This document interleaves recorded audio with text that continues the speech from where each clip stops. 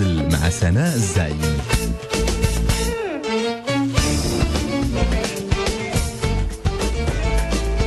السلام عليكم جميع مستمعاتنا، صباحكم سعيد ومرحبا بكم معنا في حصة جديدة من برنامج حديث ومغزل مع سناء الزعيم، البرنامج اللي كيتهلا في كل وحدة، برنامج المرأة والأسرة على راديو أصوات. ودائما كنقولوا لكم عيد ميلاد سعيد لإذاعتكم المفضلة، بجودكم بحبكم بدعمكم وتشجيعكم لنا، وإحنا مواصلين معكم في هذا الأسبوع الاحتفالي بامتياز. وأنا سعيدة كتير اليوم لأنني كنستضيف صديقتي الغالية الشيف اللي وصفاتها ناجحة 100% واللي اشتاقيت لها كثير، وهي اليوم في تواصل معكم مباشرة، الشيف نضال. صباح النور. صباح النور لاله سناء، اش اخبارك ولاباس عليك؟ الحمد لله بارك الله فيك. نعاود نقول لك توحشتك بزاف. انا توحشتك بزاف. ديك نهار الثلاث شوفنا، ولكن شوفنا تبارك الله مع الجمعيه ومع الفرحه. الحمد لله. اش اخبارك؟ الله يبارك فيك. الحمد لله كل شيء لاباس؟ كيف بقيتي معشقانه بعدا؟ لا بالعكس، بالفرحه، يعني اي حاجه كنوجدها الا كانت بالفرحه الحمد لله. بغيت نقول لك الله يعطيك الصحه الصحه والراحه على لو غاتو ديال الشكلاط رائع. الصحه والراحه. يلا انا يلا لحقت نذوق هذوك اللي غاتو تبارك الله، وهذوك الشهيوات اللي وجدتوا لينا، فالله يعطيك الصحه. وهذاك لو كور حتى هو القليب الاحمر، يا سلام. فيه واحد الانتعاجه في المذاق وخفيف ورائع. الله يعطيك الصحه ويخلي لك يديداتك. انا بارك الله فيك. وتنبغي طبعا نعاود نشكر ونعاود نحيي كل الشيفات اللي شاركونا هذيك اللمه العائليه الرائعه. اشنو كانت الارتسامات، شنو قالوا لك السيدات، وتنتيا تبارك الله نقلتي المباشر على الصفحه والمجموعه ديالك. تبارك الله كلشي داز غزال واللمه كانت زوينه، وتبارك الله عليكم لانكم كتجمعونا. وعيد ميلاد سعيد الاصوات، يعني بالاستمراريه ان شاء الله والتوفق، يعني التوفيق والمزيد من العطاء، لانه تبارك الله الحمد لله هي في نجاح وفي نجاح، وغادي تبقى دائما في نجاح ان شاء الله. بالفريق ديالها كامل، يعني ملي كتدخل من الباب تبارك الله كلشي يعني فريق متكامل، يعني واحد كيكمل الاخر ما شاء الله عليهم. فكنتمنى التوفيق للاصوات وتبارك الله عليك لاله سناء اللي اهتمتي ديك اللمه اللي كديريها بين الشيفات، اللي يعني كيفاش كنتجمعوا كيفاش كتفرحينا، فكنتونسوا مع بعضنا، كنتعرفوا على بعضياتنا، فتبارك الله عليكم كاملين. الله يبارك فيك يا نضال، وبجودك وبجود كل الاخوات مشكورات اللي كنحييهم وحده بوحده. حنايا دائما طبعا معكم، واليوم غادي ان شاء الله نتقاسموا مع الاخوات المستمعات تشكيله من الاطباق اللي هي رائعه. نضال موجده لنا شهيوات في المتناول، شهيوات اللي صالحه لكل يوم، وغادي ايضا نقدموا لكم واحد الحلوه ديال الشكلاط، فقره تحليه اللي غادي تجيكم رائعه، غادي تصدق لكم 100%. اليوم ايضا غادي نجددوا لقائنا بدكتوره سناء العناني، المختصه في الحميه والتغذيه وطب التجميل، واكيد غادي تكون حصه شيقه ومفيده كيف كتبغيوها في برنامجكم حديث ومغزل. مستمعاتنا فمرحبا بكم ايضا على الصفحه ديالنا ديال الفيسبوك الرسميه الاصليه سناء الزعيم اصوات، ومرحبا بكم على خطوطنا 0522 77 24 24. وحنا معكم مستمعاتنا، حياكم الله ومرحبا بكم معنا في حلقتنا اليوم من حديث ومغزل مع سناء الزعيم، برنامج المراه والاسره، واللي كترافقنا فيه اليوم الشيف نضال، صاحبة الوصفات السهلة واللذيذة والناجحة 100%. مرحبا بكم معنا. كنبغي طبعا نشكركم كثير على تواصلكم الدائم على الصفحة ديالنا ديال الفيسبوك سناء الزعيم أصوات. كنبغي نرحب بكم وبكل تعليقاتكم، شكرا لكم كثير. وكنرحب بأمينة حساني، وكذلك ليلى الخلوف، سعاد ملاك، مريم اسمهان بلقاس، وكذلك محمد أمين. فادية شكرا على القلب الأحمر الرائع اللي بعتي لنا بالصورة ديالو كنلايكيه. نور كذلك صباحك سعيد. كوثر علامي، لطيفة أطرش، نادية رفيق، هاجر بن ساسي نور، جويري كذلك، دينا، أمينة، منى، هبة مان، نور الهدى كذلك، أيمن.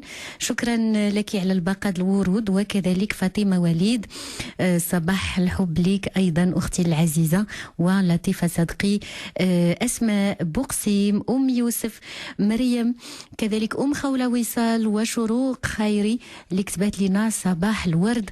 كنقول لكم مستمعاتنا لأنه يوميا كنتوصل بأسئلتكم واش هذه الصفحة الأصلية مازال السيدات بعض السيدات اللي مازالين كيبحثوا على الصفحة الأصلية لأنه هناك صفحات أخرى صفحات ديال لي فانس. فكنقول لكم إلا ما لقيتوش هاد الاسماء او هاد التطبيقات فاذا خرجوا قلبوا على هاد الاسماء هذه باش تاكدوا انكم في الصفحه ديالنا. كذلك سلامي لسلمى علي، شكرا لك كثير، وعلى اسماء اميره، وكذلك الاخت سلمى علوي اللي كتبت لنا حتى هي بطاقه فيها صباح الورد والياسمين، الناس طيبين.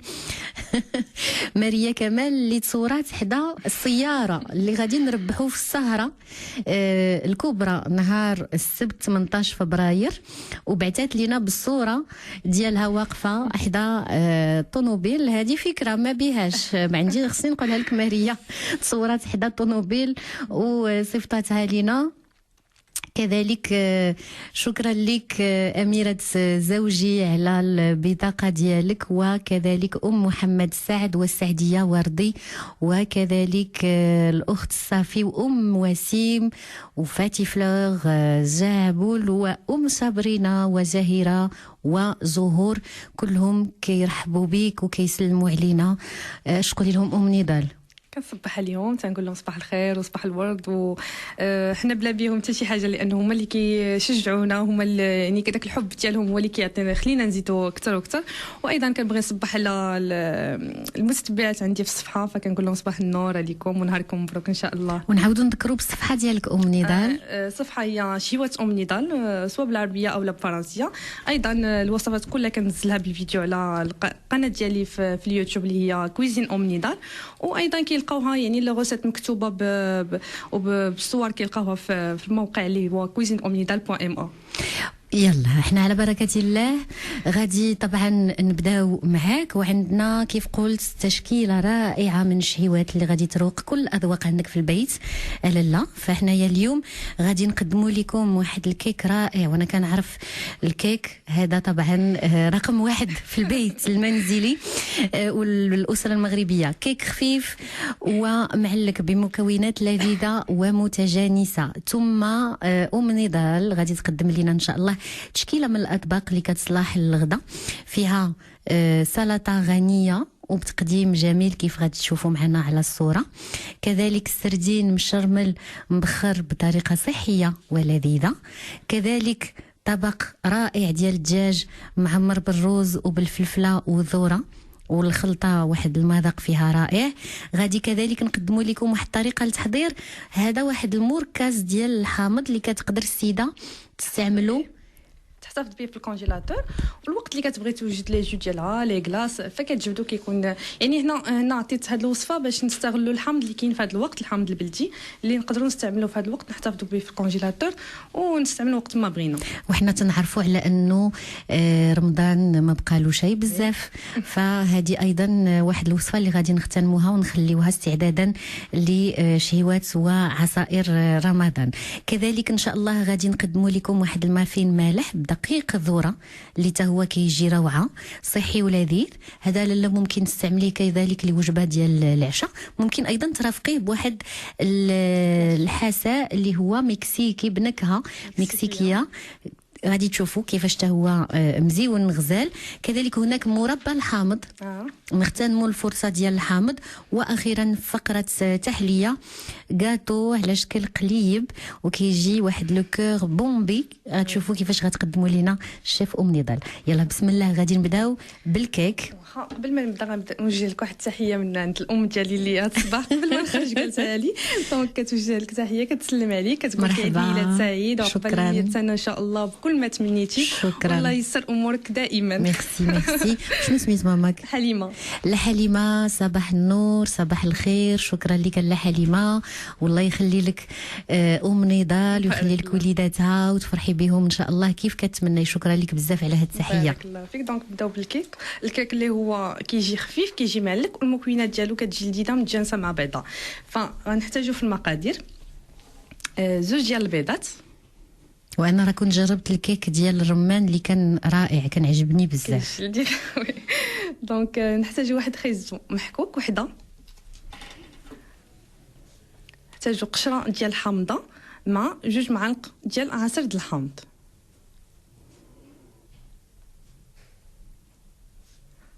غادي نحتاجو قشره ديال البرتقاله ليمونه مع 2 معالق دائما ديال العصير ديال البرتقال. واحد الكاس صغير ديال سكر كلاصي، نص كاس صغير ديال الزيت، رشه ديال الملح، قطعه ديال الزبده تقريبا 20 غرام اولا معلقه، وواحد الساشي ديال الخميره،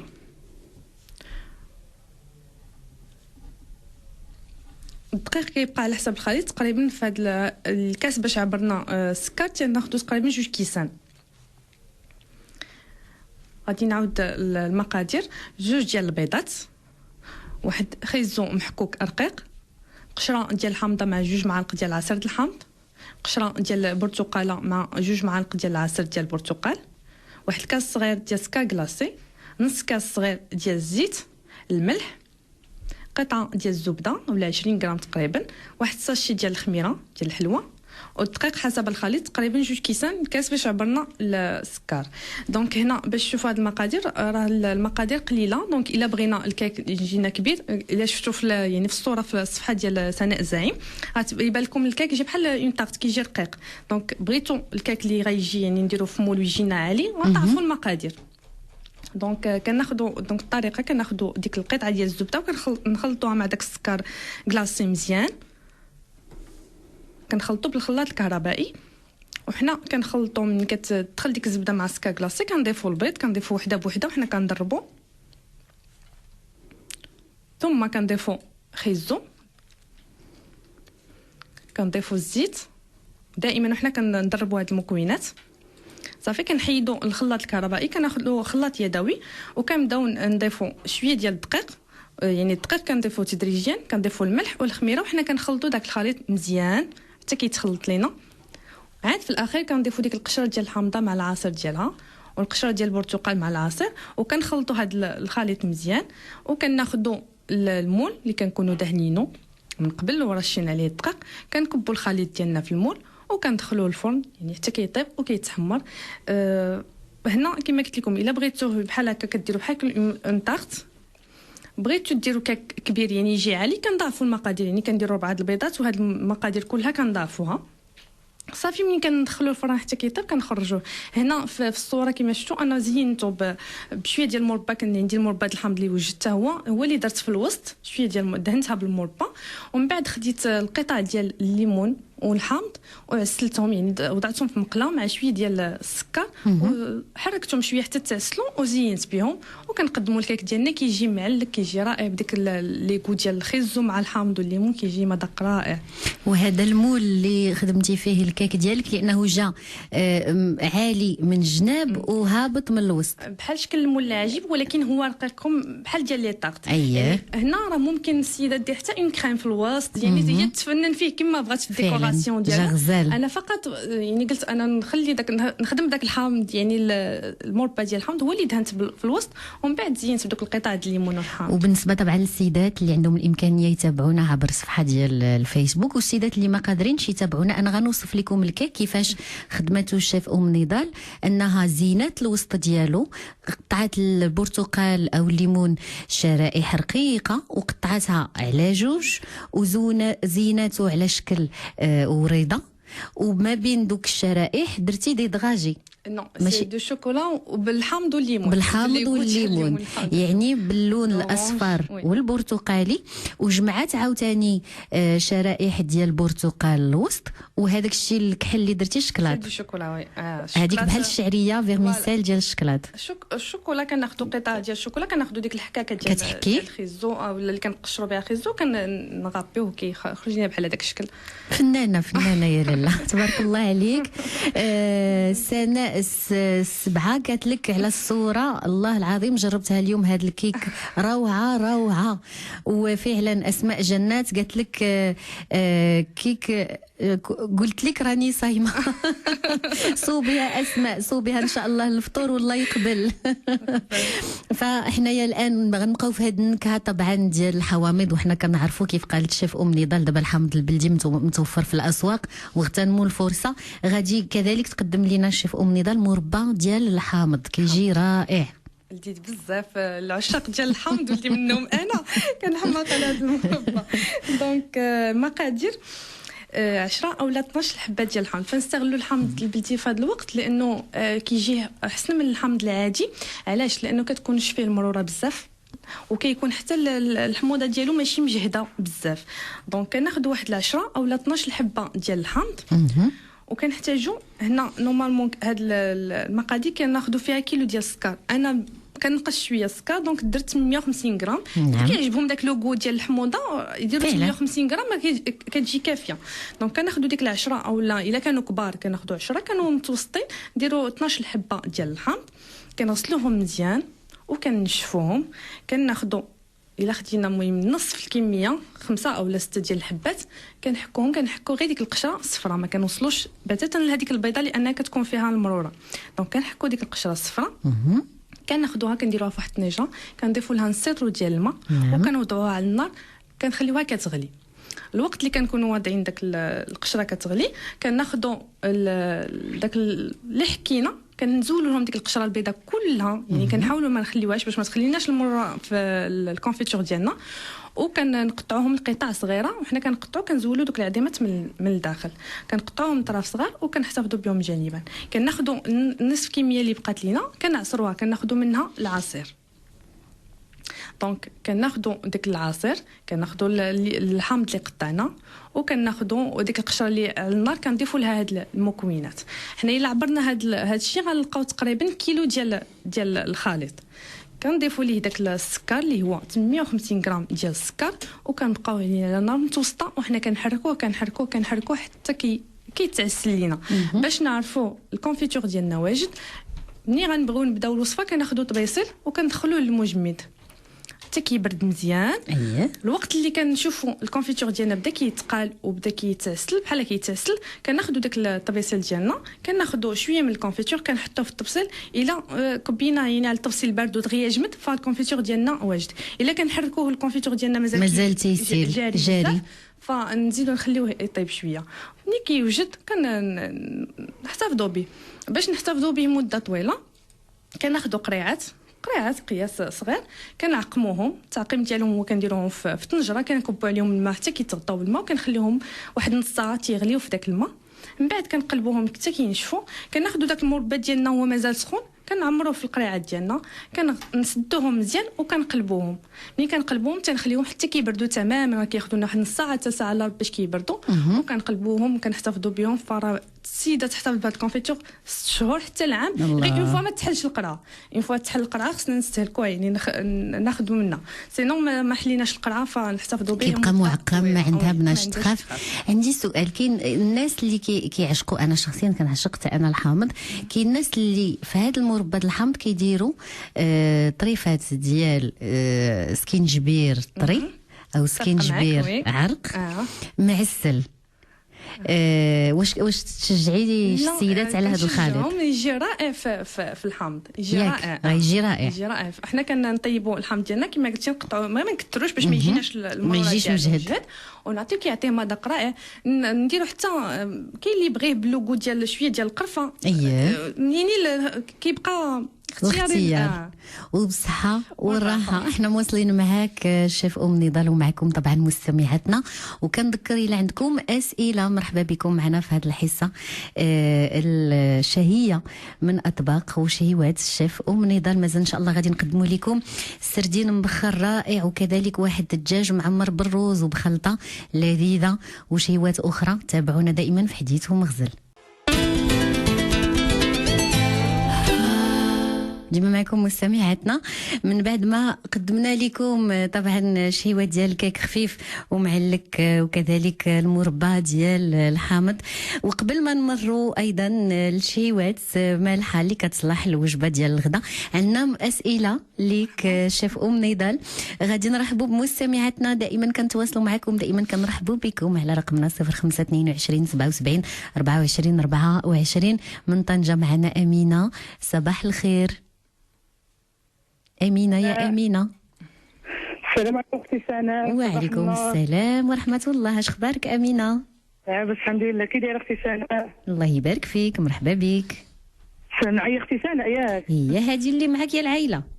تبارك الله، عرفتي واحد الخلعه فيا كلي كنقصد، عرفتي شحال هذه وانا لا ولا ولا باغيه نشدك هذيك تم 3 سنين. هانتينا شديتيني.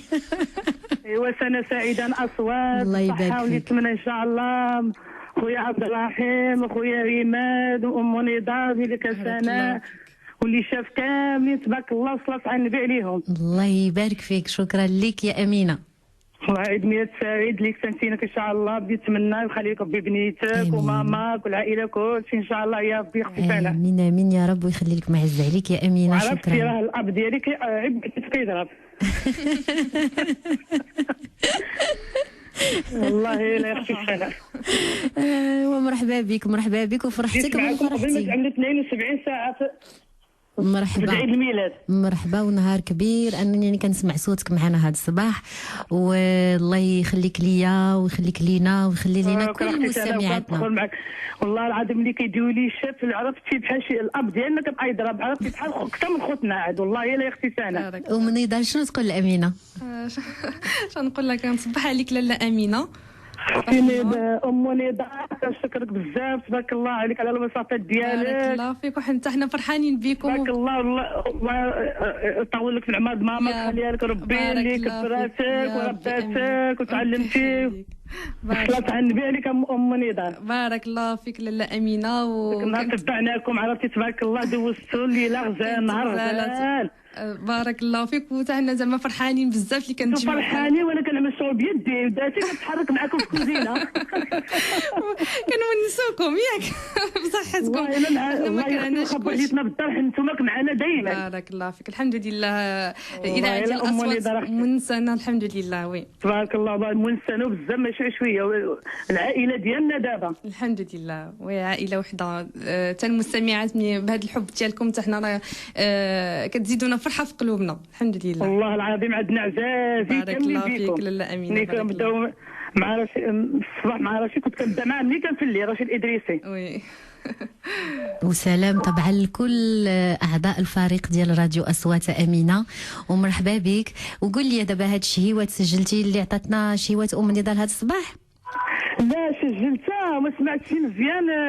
كنختار واخا شنو خاصك؟ شي حاجه بقات ناقصك في العبار؟ يلا قول لنا باش نكملوا لك العبار. لا حيت انا رأيتكم باديه ام نضال. قول لنا شنو اللي ما سجلتيش في العبار نعاودوه لك. حيت انا كنت انعام. شنو اللي ما سجلتيش في العبار نعاودوه لك. ما سجلتش ما درتش نسجل. يلا نعاودوا لك العبار ديال الكيكه. واخا الله يرحم والدين ديالك ام نضال. جزاك الله خير. شكرا. مرحبا امينه، وخليك دائما معنا على راديو اصوات. ويا ريت ام نضال طبعا نعاودوا للسيدات العبار. وانا نقترح عليك لانه عندنا اسئله اخرى على الكيك، ناخذوا المستمعات اللي معنا على الخط وعاد نجاوبوا على هذا السؤال. معنا ايضا من شمال دائما ومن مدينه وزان هذه المره معنا الاخت خالصه. صباح النور خالصه. انا كنسلم عليك امينه، تحياتي. هانتينا حنا غنعطيوك العبار، تهلا لي بزاف في راسك وسلم لي على كل من كتعرف بطنجه.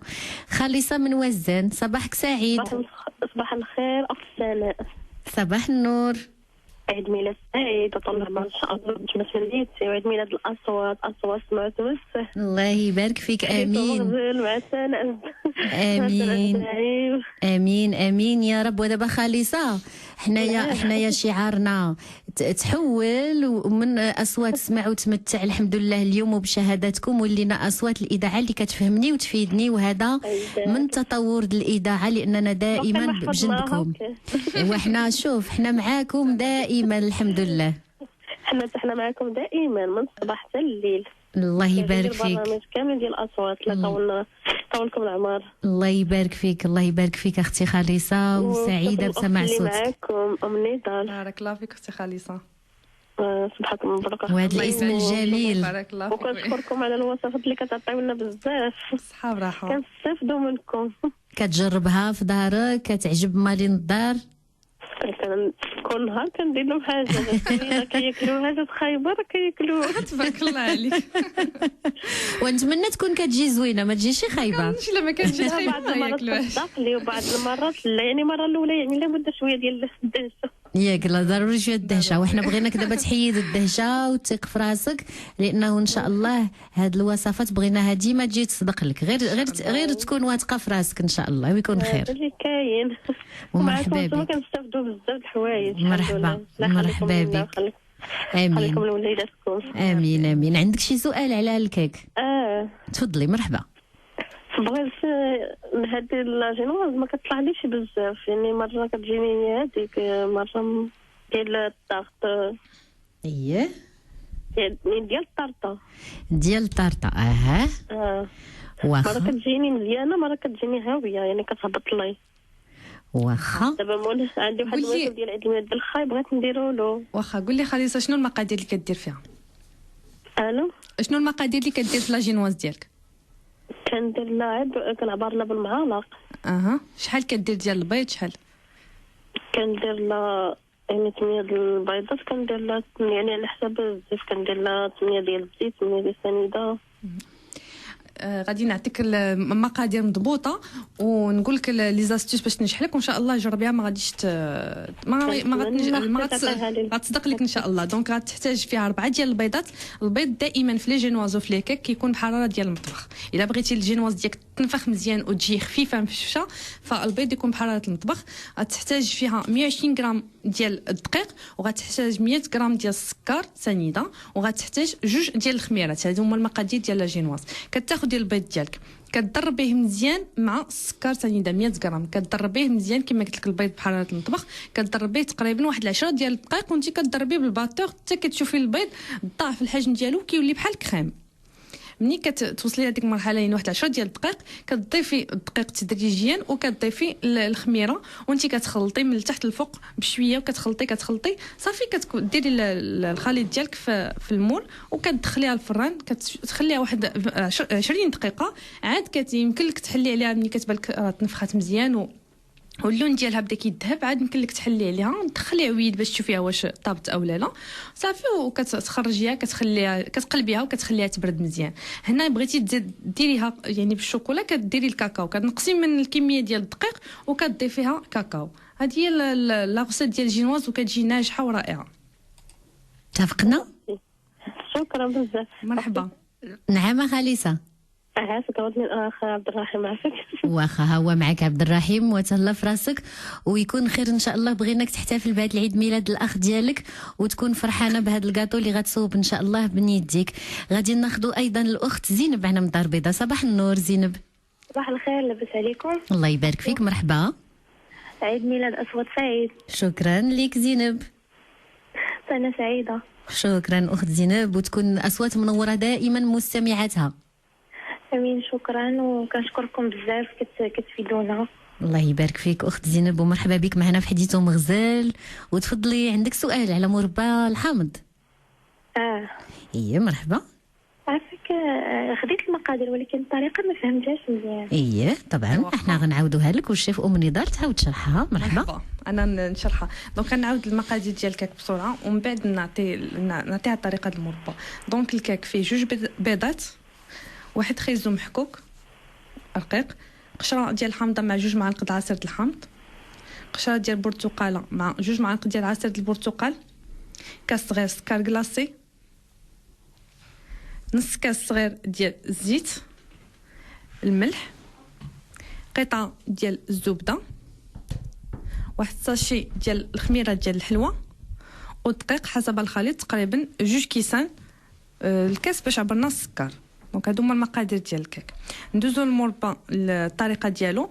عندنا في المقادير ديالو 10 او 12 حبه ديال الحامض. هنا استعملت الحامض البلدي اللي متوفر في وقيته يعني وقته هذا، و850 غرام ديال السكر. ممكن تضيفوا السكر على حسب الذوق ديالكم. الطريقه كناخذوا نص كميه ديال داك الحامض، كنحكوا غير القشره الصفراء ديالو، ما كنوصلوش للبيضه، كنوضعوها في الطنجره اولا في كاسرونه، وكنضيفوا لها نص لتر ديال الماء، وكنوضعوها على النار حتى كتغلي مزيان. الوقت اللي كنخليوها كتغلي كناخذوا داك الحامض اللي حكينا، كنزولوا له القشره البيضاء كامله، يعني ما كنخليوهاش، وكنقطعوا لقطع صغيره، وحنا كنقطعوا كنحاولوا اننا نزولوا دوك العظيمات اللي كيكونوا كاملين، لانه الا بقاو كيمروا لينا المربى ديالنا. من بعد كناخذوا الحامض الاخر اللي بقى، يعني نصف كميه، كنعصروا العصير ديالو، كناخذوا هذا العصير مع الحامض اللي قطعنا، كنضيفوه على ديك القشره ديال الحامض اللي كتغلي، وكنضيفوا السكر، وحنا كنحركوا باش ما يلصق ليناش السكر وما ينزلش لينا لتحت، وحنا كنحركوا. النار كتكون متوسطه، كنبقاو مقابلين المربى ديالنا بالتحرك حتى كيتعسل. هنا ملي كنبغيو نبداو الوصفه كناخذوا طبيصيل صغير كنديروه في كونجيلاتور باش يبرد. الوقت اللي كنشوفوا الكونفيتور ديالنا صافي بدا كيتقال، كناخذوا داك الطبيصيل هو بارد، وكندير واحد النقيطه ديال المربى فيه، الا يعني ما تحركش جمد في بلاصتو فالكونفيتور ديالنا واجد. شفناه بدا حنا كنحركوا الطبسيل ولا داك المربى كيمشي مع الطبسيل، دونك راه مازال خصو يزيد شويه، وملي كيوجد كنقدموه بالصحه والراحه. الله يعطيك الصحة والراحة. وها حنا عاود عطيناكم المقادير والطريقة، نتمنى تكون واضحة مزيان. طبعا حنايا معكم دائما مستمعاتنا، مازال غادي نقدموا لكم الأطباق المالحة، ودائما في تواصل معكم على راديو أصوات وفي برنامجكم حديث ومغزل. غادي نهدي لكم هذه الأغنية ونهديوها لك أم نضال، وديما معكم على راديو أصوات مباشرة. شهوات وأطباق جديدة سهلة للغدا مالحه، طبعا منها الاطباق اللي كتعجب الصغير والكبير عندك في الدار، بالسردين او بالدجاج. هادشي اللي موجد لينا الشيف ام نضال. وبدايه سلطه غنيه وبتقديم جميل. دونك سلطه غنيه اللي فيها الخضر الفواكه والفواكه الجافه. وشحال ما وصيناكم ما غاديش نوفيو حق الخضر واهميتها في التغذيه سليمه، في الرفع من المناعه ديال الجسم، وخاصه فصل الشتاء مهمه الخضروات في التغذيه. كتكون هكا خضره، يعني كناخذوها خضره فكتكون منافع فيها كثيره. هنا السلطه يعني المكونات اللي عندكم، انا غنعطيكم مكونات اللي استعملت، ولكن اللي عندكم انا فقط هنا بغيت نعطيكم يعني الطريقه في التقديم ديالها كما غتشوفوا يعني في الصوره كيجي جميل. كناخذوا واحد الطبسيل اللي كيكون على شكل مستطيل هو اللي كنقدموا فيه. كناخذوا عندنا هنا الخس انواع، الا كان الخس الخضر الخس الاحمر، يعني الانواع ديال الخس اللي عندنا. طماطم صغيره طوماط سوريس، عندنا التفاح اللي كنقشروه، عندنا قطع ديال الاناناس، ممكن نستعملوا بلاصتو الكيوي، يعني الفواكه اللي عندنا. الافوكا، عندنا خيزو اللي كنقشروه وكنحكوه جوليان، عندنا لي شو اولا الملفوف الابيض والبنفسجي حتى هو كنقطعوه بشكل طولي رقيق. عندنا الحبات ديال الذره مايس، الخيار اللي كنقشروه، يعني ملي كنقشرو كنقشرو بلاصه ونخليو بلاصه، وكنقطعوا الدوائر، من بعد كنقسموها على زوج. عندنا جبن احمر محكوك، عندنا الكركاع، وعندنا الزبيب.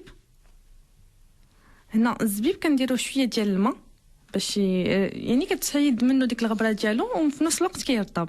دونك هادو هما المكونات ديال السلطه. فانا قلت لكم يعني المكونات اللي عندكم في الدار ممكن تضيفوها، اولا الا ما عندكم شي حاجه بغيت تعوضوها بشي حاجه ماشي مشكل، فقط كنعطيو دوك الالوان في السلطه ديالنا. بالنسبه للصلصه فكناخذ واحد 2 معالق كبار ديال الياغورت طبيعي، كنضيفوا لهم واحد المعلقه صغيره ديال العسل، واحد المعلقه صغيره ديال لا مايونيز، شويه ديال عصير د الحامض والملح والبزار. كنخلطوا هاد المكونات، هذه الصلصه ديالنا.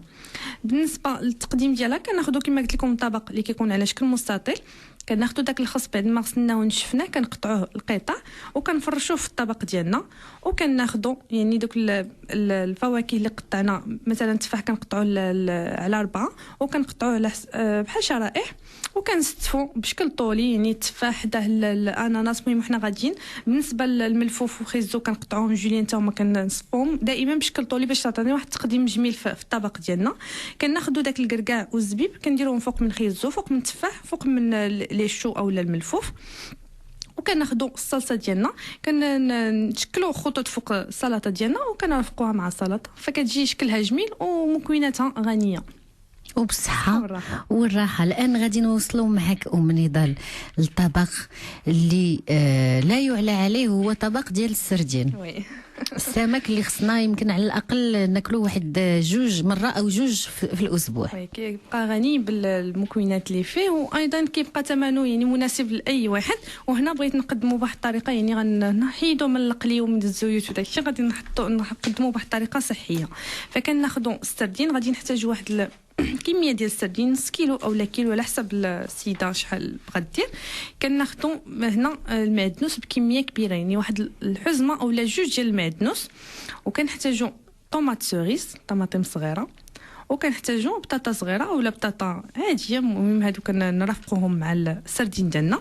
كنحتاجوا ايضا الخس، وكنحتاجوا قطع ديال الحامض. بالنسبه للشرموله فكناخذوا فيها قزبور ومعدنوس مقطعين، ثوم محكوك، عصير ديال الحامض، زيت الزيتون، والتوابل فيهم ملحه، البزار، الكمون، التحميره اولا الفلفل الاحمر الحلو، الخرقوم والهريسه، كتبقى اختياريه. دونك الشرموله العاديه كناخذوا السردين ديالنا كنغسلوه مزيان، كنخليوه كيتسقطر. من بعد كناخذوا ديك الشرموله نخلطوا دوك المكونات ديالها مزيان، كناخذوا السردين كنعمروا بشويه ديال الشرموله وكنطويو على 2. كنمشيو بهذه الطريقه حتى كنكملوا السردين كامل. من بعد كناخذوا الكسكاس ديالنا وكناخذوا ديك الحزمه اللي قلت اولا 2 ديال المعدنوس، كنقطعوهم وكنفرشوهم في داك الكسكاس ديالنا. من بعد كناخذوا داك السردين كنصفوه، يعني كنديروا نص كميه ديال المعدنوس في الكسكاس، وكناخذوا داك السردين بعد ما درنا فيه الشرموله وطويناه على 2 وكنحطوه فوق من داك المعدنوس، وكنعاودوا نغطيه بالكميه الاخرى ديال المعدنوس وكنديروه كيتفور. هنا كندير معاه ديك الطوماط صغيره وبطاطا صغيره، كنغسلوها مزيان وكنقسموها على 2 بالقشره ديالها، وكنديروها مع داك السردين وكنديروها في داك الكسكاس وكنديروه كيتبخر. من بعد ما كيطيب راه ما كيحتاجش واحد 15 دقيقه حتى ل 20 دقيقه السردين ديالنا كيوجد. كناخذوا الخس كنديروه نفرشوه في طبق ديال التقديم، وكل قطعه ديال الخس كنديروا فيها كناخذوا شويه ديال المعدنوس كنفرشوا فيها، وكنحطوا القطعه ديال السردين كنزينوا بداك القطعه ديال الحامض بطاطا ومطيشه، وكنقدموا الطبق ديالنا راه كيجي رائع. ونزيها الصمدي على الصفحه ديال الفيسبوك تبات لي واو اليوم خرجت من العمل مع تسعود ودوزت شريت السردين عندي الزهر. يلا ام نضال انا في الانتظار ديال الوصفه. وامينه الصباطي كتبات لك السلام عليكم اختي سناء، سلمي لي على الشيف بزاف. ام نضال برافو برافو برافو. وكذلك حنا مازالين غادي نقدموا لكم طبق رائع ديال الدجاج. هذا الدجاج كيجي معمر بخلطه رائعه وبالروز وكيحمر الوجه قدام، كيحمر الوجه، كيجي رائع. وحنا كنعرفوا حتى هو كيجي فن هذا الدجاج هذا معمر. دونك الدجاج معمر بالروز والفلفله والذره بالخلطه الرائعه ديالو. غادي نشوفوا المقادير. كنحتاج واحد الدجاجه، انا نعطي مقادير ديال الدجاجه. السيده اللي عندها ديال بغات دير كميه كبر غتضاعف المقادير. الدجاجه من وزن 2 كيلو اولا اقل. خلطه ديال الدجاج، حنا الخلطه ديال الدجاج غنحتاجوا فيها واحد العلبه صغيره ديال الحليب ديال الكوك، هذه الخلطه ديال الدجاج، معلقه صغيره ديال الهريسه،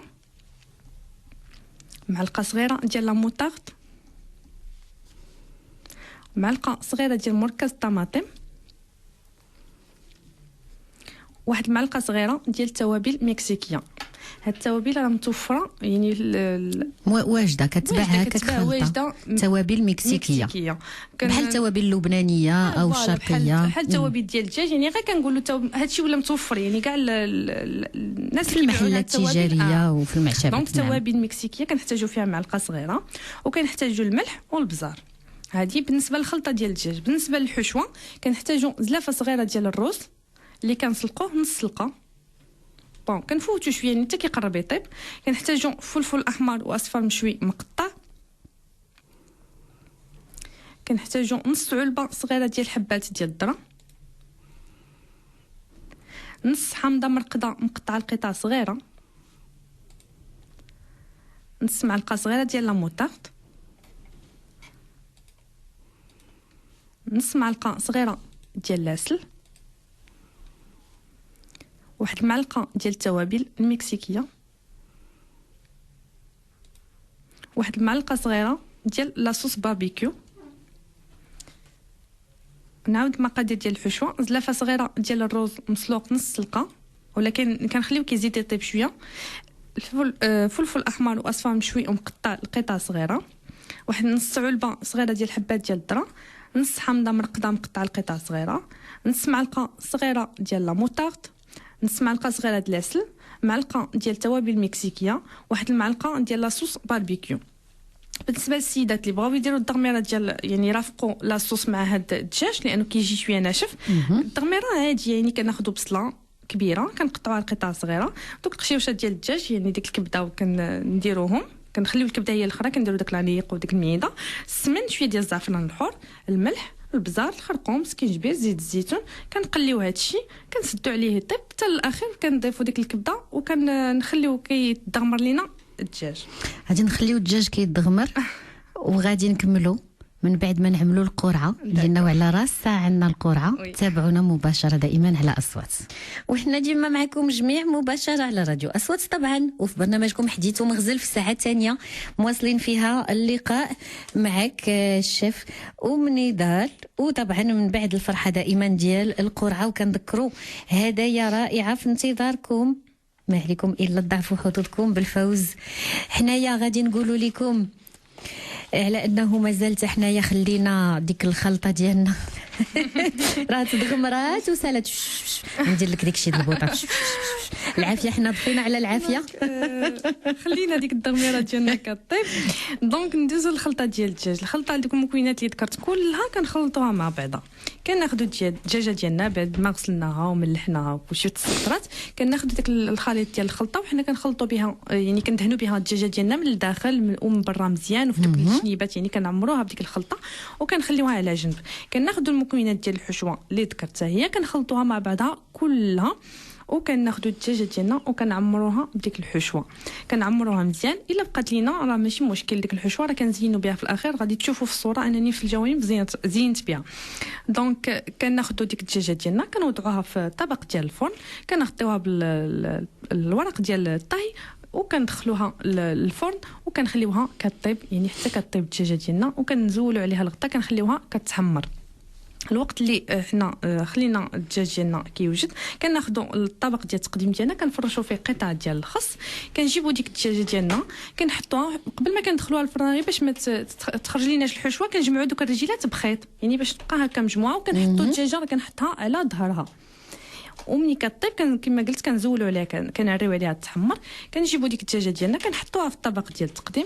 الرز اللي بقى لينا كنمشيوه في مقيله باش يكمل الطياب ديالو، وكنزينوا به في الجوانب، وكنرافقوا الطبق ديال الدجاج ديالنا. غادي تشوفوا كاينه الدغميره اللي حضرنا، وكاينه هذيك لاصوص اللي كيطلق لينا الدجاج، فراه كتجي واحد المذاق فيها رائع. داك الحليب ديال الكوك كيعطي واحد لوكو رائع مع دوك التوابل. كنقدموها حتى هي كصلصه يعني مرافقه للطبق ديال الدجاج ديالنا بالصحه والراحه. يا سلام على هذا الطبق، كيشهي فعلا رائع وبتحميرة الوجه. حنايا الان غادي نقدموا لكم هذيك الخلطه ديال الحامض، الكونسونطري ديال الحامض. غادي تلقاوه في الصفحه ديالنا، كيجي بحال واحد الصغبيط تقريبا ديال الحامض. ديال الحامض وي.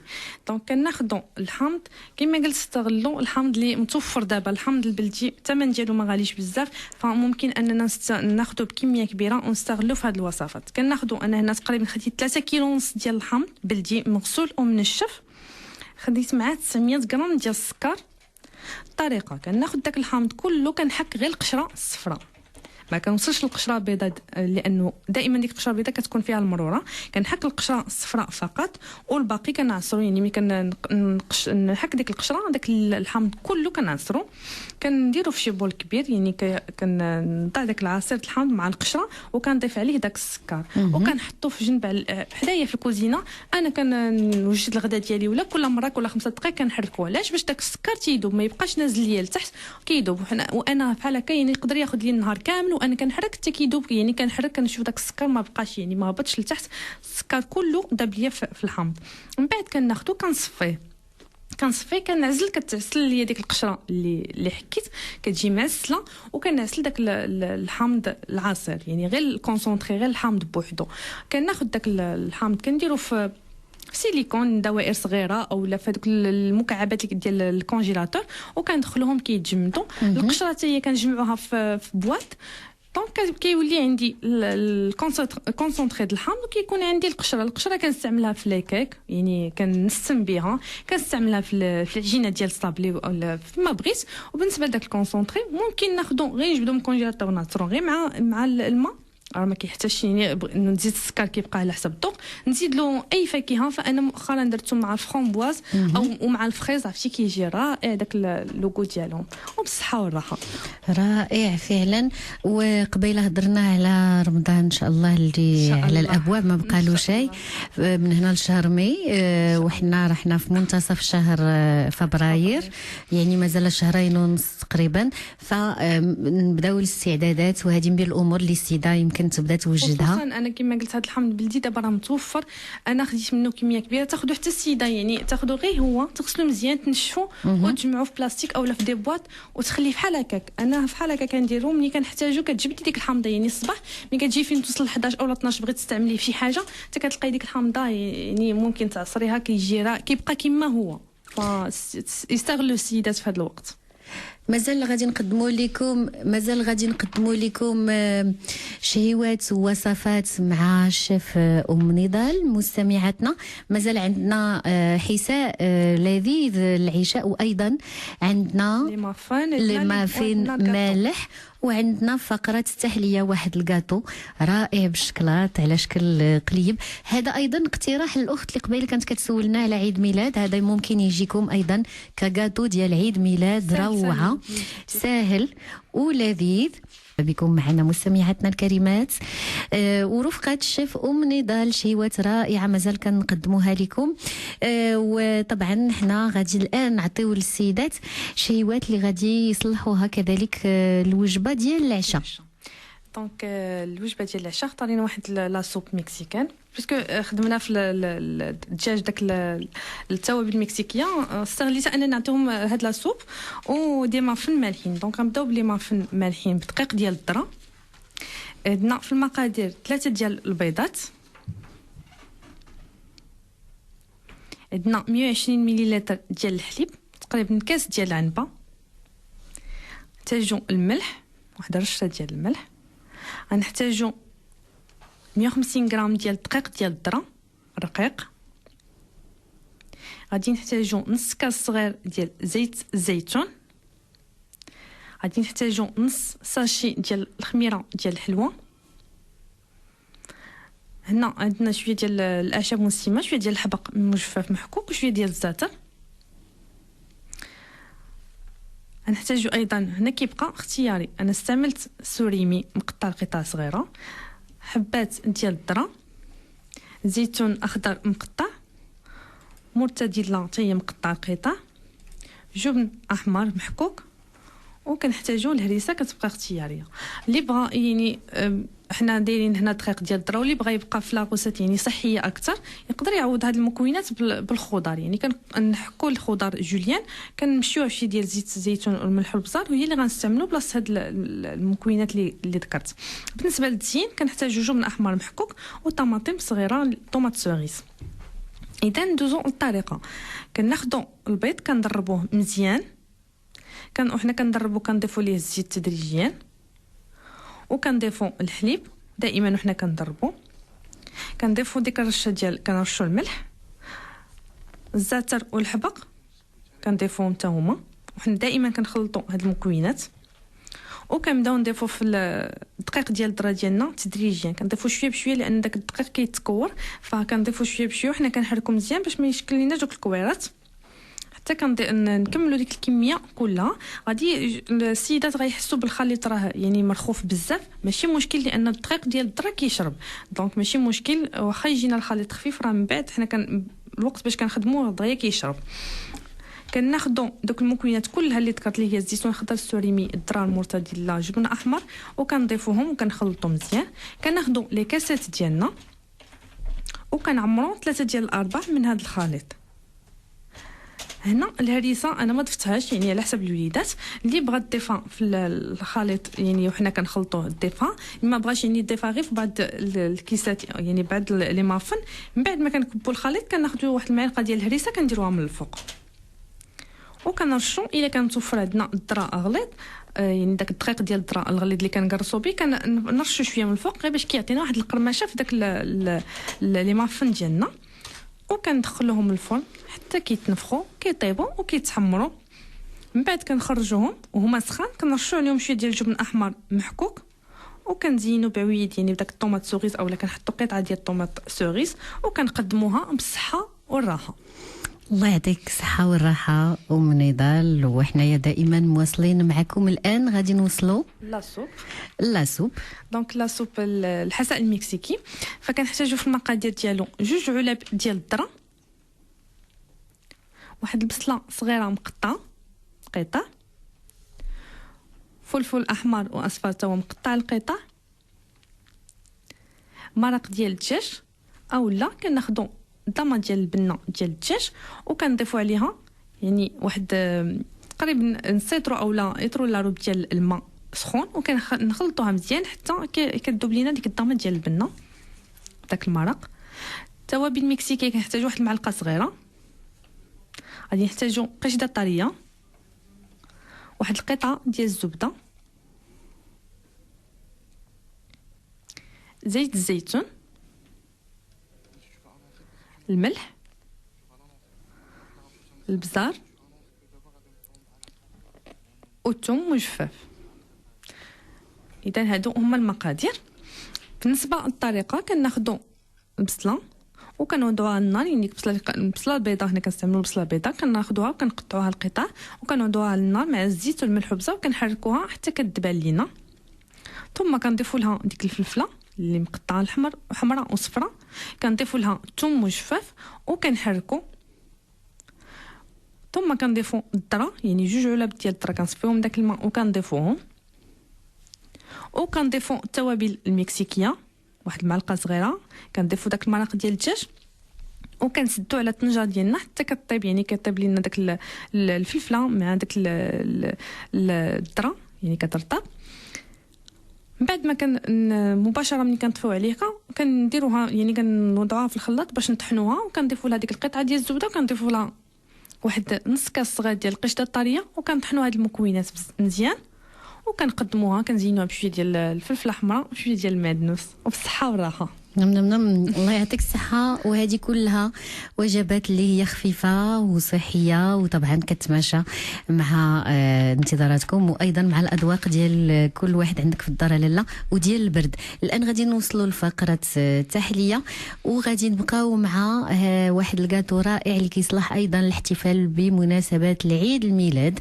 هذا كتقدموا لكم الشيف أم نضال، واللي ممكن تصوبوه على شكل القلب كيف هي كتقدموا لنا، وممكن تصوبوه على اشكال اخرى يعني دائري على حسب المول اللي متوفر عليه السيده.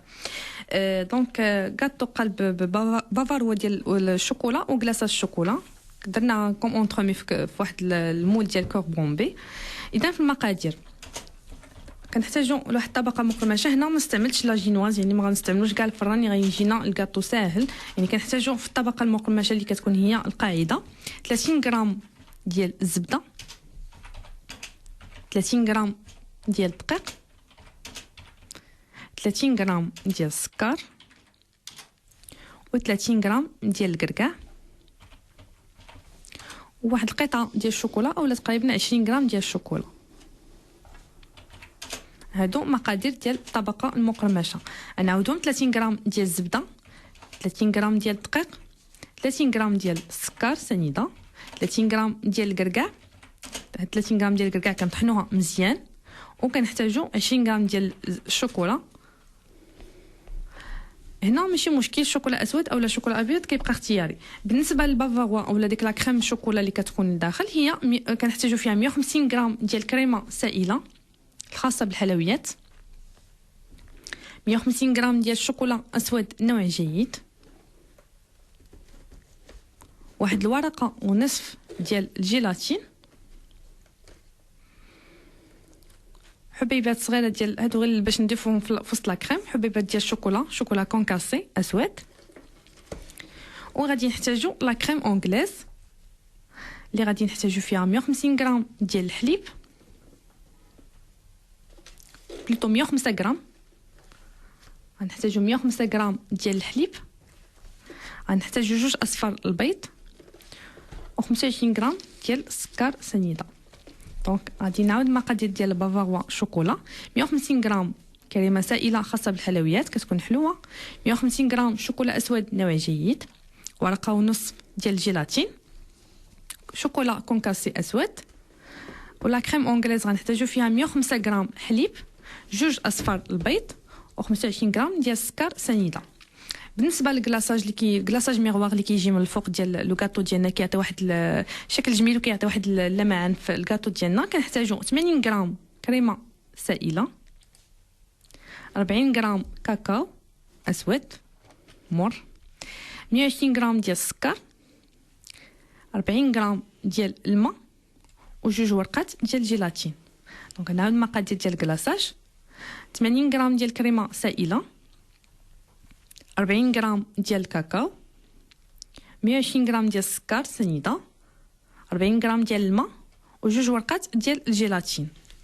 بالنسبه للطريقه غنبداو بالطبقه المقرمشه، فكنحتاجو دوك المكونات اللي ذكرت كاملها كنخلطوها مع بعضها. كما قلت الكركاع كنطحنوه مزيان، وهنا الكركاع ممكن نعوضوه باللوز بودره فكيبقى اختياري. دونك كنطحنوا داك الكركاع مزيان، كنخلطوا دوك المكونات كلها مزيان من غير الشوكولا، وكنوضعوها في مقله على النار متوسطه، وحنا كنحركوها يعني ما كنحبسوش من التحراك ديالها حتى كتحمر لينا. كتاخذ شويه الوقت ولكن كنبداو قابلينها بالتحراك مزيان باش ما تتكورش لينا، وحنا كنحركوها حتى كتحمر يعني كيولي اللون ديالها ذهبي. كنزولوها من على النار، كنكونوا مذوبين ديك القطعه ديال الشوكولا وكنضيفوها ليها وكنخلطوه مزيان وكنحتفظوا به جانبا. بالنسبه للبافاروا اولا الكريم شوكولا كناخذوا اول حاجه غنوجدوا لا كريم اونغليز. كناخذوا داك الحليب كنوضعوه على النار حتى كيغلى. الوقت اللي واضعين الحليب كناخذوا داك صفر البيض كنضربوه مع السكر مزيان.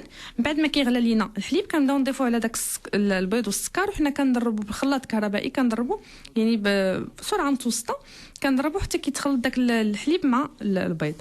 من بعد كنرجعوه على النار وكنحركوه حتى تختار لينا داك لا كريم وكنصفيوها. دونك كنحصلوا لا كريم اونغليز. مباشره ملي كنصفيوها وباقا سخونه كناخذوا داك الشوكولا الاسود كنضيفوه لهاديك لا كريم وكنخلطوا مزيان حتى كيذوب لينا داك الشوكولا مع لا كريم. من بعد ملي كيذوب داك الشوكولا مع لا كريم كنخليوه جانبا. كناخذوا داك بليتو كناخذوا ديك الورقه ونص ديال الجيلاتين كنكونوا واضعينهم في ماء بارد وكنعصروهم مزيان من الماء وكنضيفوهم داك الشوكولا وكنحركوا مزيان حتى كيذوبوا، كنحتفظوا به جانبا. كناخذوا الكريمه السائله ديالنا اللي ذكرت 150 غرام كنضربوها مزيان، كنطلعوها شونتي، كنخلطوها مع داك الشوكولا وكنحصلوا على لا كريم ديالنا. كناخذوا داك اللومول اللي استعملت اللي هو كور بومبي كنكبوا فيه هذيك لا كريم وكنرشوا دوك الحبيبات ديال الشوكولا وسط لا كريم، وكناخذوا هذيك الطبقه المقرمشه اللي حضرنا كنوضعوها على الفوق من لا كريم ديالنا، وبسباتول كنحاولوا نضغطوا شويه باش تثبت مع لا كريم، وكنغطيوه بلاستيك غذائي وكندخلوا للمجمد حتى كيجمد مزيان. راه كياخذ لنا 4 سوايع تقريبا. كندوزو حنا في هذا الوقت كنحضروا الكلاصاج ديالنا. الكلاصاج كناخذوا ديك 80 غرام ديال الكريمه سائله كنوضعوها على النار تسخن، كناخذ داك 120 غرام السكر مع 40 غرام ديال الماء نفس الشيء كنوضعوهم على النار وحنا كنحركوهم حتى كيذوب داك السكر. بالنسبه للجيلاتين كنوضعوه في الماء بارد. من بعد ما كيسخن لينا داك الماء والسكر يعني كيذوب داك السكر وكيوصل لمرحله الغليان كناخذوه كنكبوه على داك البودره الكاكاو وحنا كنخلطوا بالفوي مزيان حتى كيتخلط معاه. من بعد كناخذوا لا كريم ديالنا حتى هي ومازال سخونه يعني يلاه زولناها على النار كنضيفوها وكنخلطوا في نفس الوقت يعني كنخلطوا مزيان، ثم كنعصروا داك الجيلاتين من الماء مزيان وكنضيفوه وكنخلطوا مزيان وكنحصلوا على الكلاصاج ديالنا. مباشره كنخرجوا الكاطو ديالنا هو جامد مزيان. الكلاصاج خصو يكون دفا يعني كنخليوه جانبا حتى كيدفى تقريبا 30 درجه. كناخذوا داك لونطرومي ديالنا كنخرجوها نحطوها فوق شي كاس اولا فوق شي شبكه باش تسقطر ملي غنكبوا عليها الكلاصاج، وكنبداو ندوروا عليها داك الكلاصاج كنكبوه من الفوق وكنخليوها حتى كتسقطر مزيان. كنزينوها تزين كما بغينا وكنقدموها بالصحه والراحه. راه كتجي رائعه وليده بزاف فعلا رائعه. ومنين كتقطعوها كتلقاو ديك لو كروكون يعني ديك طبقات اللي معلكه واللي كتهرمش متجانسه مع بعضها. الله يعطيك الصحه يا شيف نضال. كل هاد الشهيوات والاطباق غادي تلقاوها على الصفحه ديالنا ديال الفيسبوك سناء الزعيم اصوات. مشكوره دائما نضال. وحنايا ان شاء الله كنذكر غادي تلقاوها كذلك على موقعنا راديو اصوات .ma خطوه بخطوه بكل التفاصيل بكل المقادير مضبوطه.